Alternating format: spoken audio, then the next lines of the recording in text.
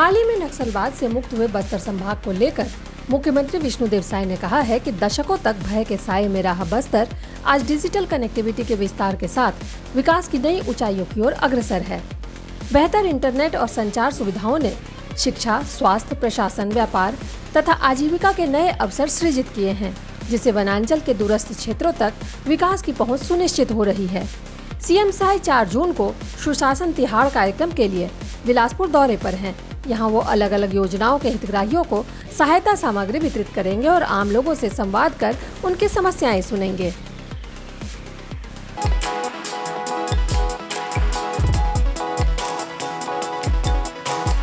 गुरुवार को बिलासपुर में नीट पेपर लीक और शिक्षा प्रणाली में गड़बड़ी के खिलाफ भारतीय राष्ट्रीय छात्र संगठन NSUI ने एक बड़ा और उग्र प्रदर्शन किया।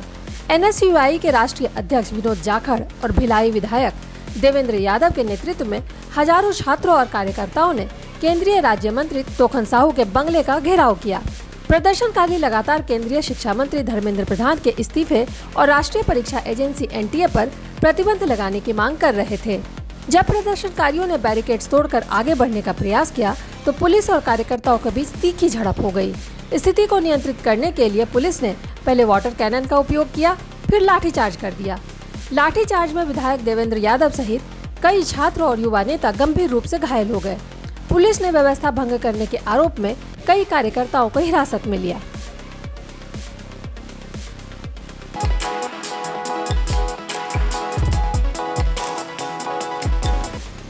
छत्तीसगढ़ के स्थानीय निकाय उपचुनाव के नतीजे में सत्ताधारी भाजपा को बड़ा झटका लगा है, जबकि कांग्रेस ने महत्वपूर्ण सीटों पर जीत दर्ज की है।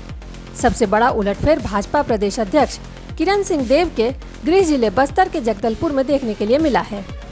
यहां के संजय गांधी वार्ड क्रमांक 28 के उपचुनाव में किरण सिंह देव के बेहद करीबी माने जाने वाले भाजपा प्रत्याशी को करारी शिकस्त झेलनी पड़ी।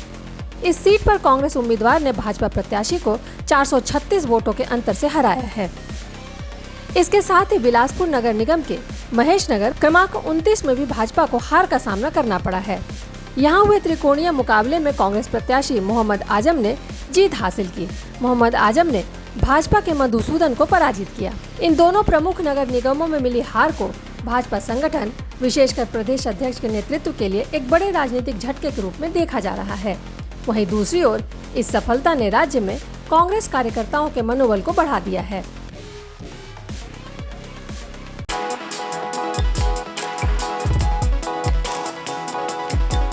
रायपुर के गोबरा नवापारा में आयोजित सुशासन तिहाड़ शिविर के दौरान वन विभाग के अधिकारियों की लापरवाही पर रायपुर के सांसद बृजमोहन अग्रवाल का गुस्सा फूट पड़ा।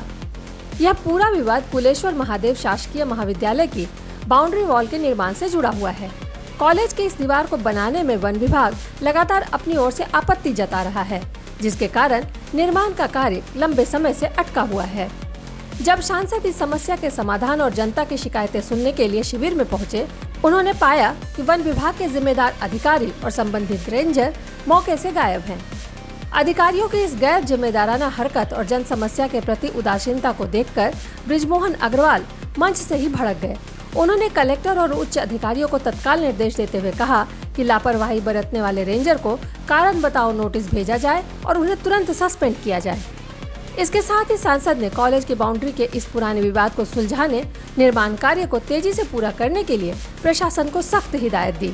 उन्होंने अधिकारियों को चेतावनी देते हुए इस अधूरे काम को 7 दिनों के भीतर पूरा करने की समय सीमा तय कर दी है।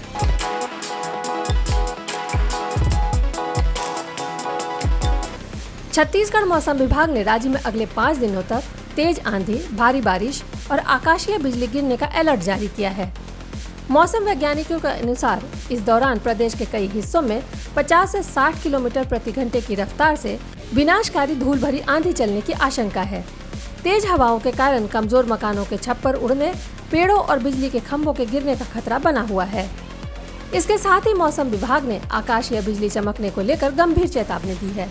खेतों, जंगलों और खुले मैदानों में काम करने वाले किसानों और ग्रामीणों को विशेष सावधानी बरतने के लिए कहा गया है। मौसम बिगड़ने पर पेड़ों या बिजली के टावरों के नीचे शरण न लेकर तुरंत सुरक्षित पक्के मकानों में जाने की सलाह दी गई है। इस खराब मौसम का सबसे ज्यादा असर बस्तर और सरगुजा संभाग के जिलों में देखने के लिए मिल सकता है। इसके अलावा रायपुर और बिलासपुर संभाग के मैदानी इलाकों में भी गरज चमक के साथ तेज बौछारें पड़ने की संभावना है। प्रशासन ने सभी जिलों को सतर्क रहने के निर्देश दिए हैं।